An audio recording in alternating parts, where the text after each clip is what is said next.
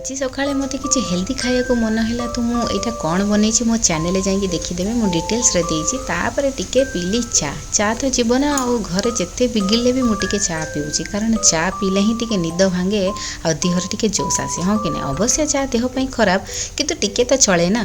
ଖାଇସାରିଲା ପରେ ମୁଁ ରୋଷେଇ ଘରେ ଯାଇଥିଲି, କ'ଣ କାମ ଥିଲା ତ ରୋଷେଇ ଘରେ ଯାଇ କାମ କରିଲା ବେଳେ ନଜର ପଡ଼ିଲା ଏ ଚଢ଼େଇମାନଙ୍କ ଉପରେ। ଏମାନଙ୍କୁ ଏଠି ତ କୁଣ୍ଡା ପପଲି ବୋଲି କୁହନ୍ତି, ଆପଣ କ'ଣ କହୁଥିବେ ମୁଁ ଜାଣିନି।